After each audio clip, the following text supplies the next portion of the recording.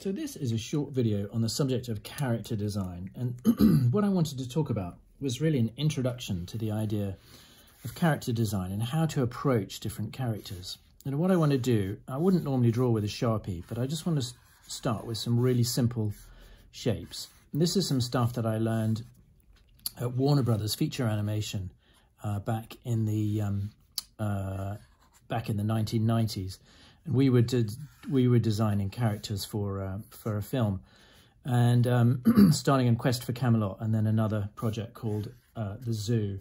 And I remember we had a designer come in who talked to us about character design, and he very much explained the idea of dealing in really, really simple shapes, so that characters could be broken down into very, very simple shapes. Like, you know, here's, you know, if you think of maybe Laurel and Hardy, the famous comedians, Laurel is a beanpole, Hardy is kind of round. So if you start with simple shapes like this, then you can start to think about, you can make your characters really, really simple.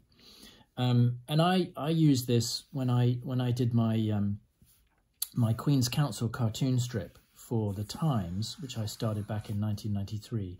I sort of had my three main characters who I started with were kind of like this, and one of them was Sir Geoffrey Bentwood QC, who's this kind of old barrister who's kind of, you know, he's kind of a big fat round guy in a suit, and so he's a kind of big round figure. Actually, he isn't sort of quite as round as this, because the format of the cartoon strip doesn't quite allow for it. But and then he's got this sort of understudy who's called Edward Longwind, because he's rather long-winded, and he's kind of the same.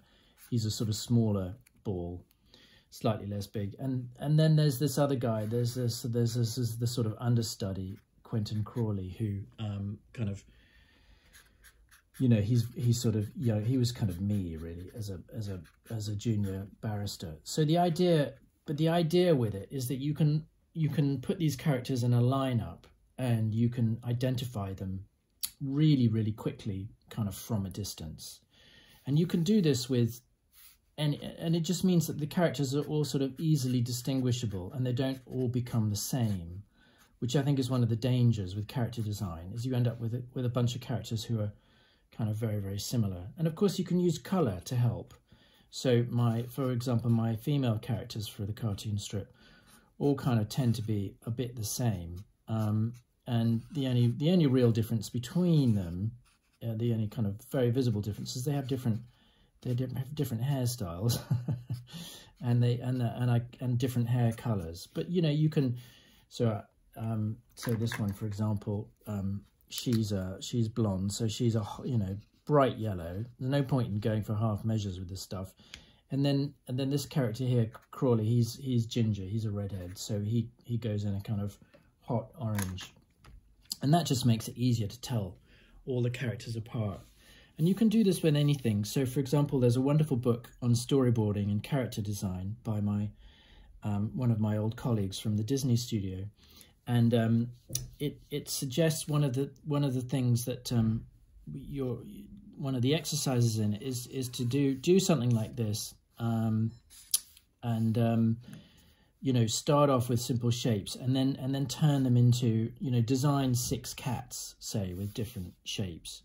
So you might have kind of a fat cat like that, and then you might have a kind of squarish cat like that. But these cats are automatically going to look very, very different.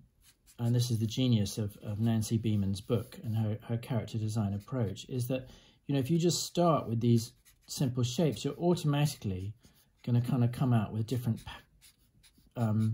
personalities for these cats. And these are by no means particularly brilliant drawings, but you can see the point here, right? You're going to get you're going to get the sort of fat, lazy cat.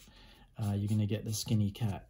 You can immediately start giving these things different personalities just by starting with really, really simple shapes. So, and you'll find on a show, you know, if you're working on a movie or a TV series, someone's going to ask you to do a character lineup. And that should be a single, you know, landscape A4 piece of paper with a series of characters lined up on it. And if you do that with really simple shapes, then you know, you'll find that these characters will automatically all become easily distinguishable from one another. If you want another really good example of this, look for, I can't remember his name, but there's a brilliant character designer who designed the characters for Inside Out, the Pixar film, you know, anger, happiness or joy, disgust, you know, all these different characters. And they're all wonderful characters, but they're very, very simple characters. And they're visually very, very different from one another. And one of the things that makes that film so perfect, and it is one of the best ones they ever made, is that those characters are also easily distinguishable. So when you're doing character design, try and think in really simple graphic terms how your characters are going to be different from one another. And just as a starting point, draw a series of different shapes on the page so that you can make sure that you get away from the natural tendency that we have when we're designing characters, which is to make everything kind of look the same. You can go to, that's Star Wars, right? C-3PO and R2-D2. You can play this game with all kinds of things.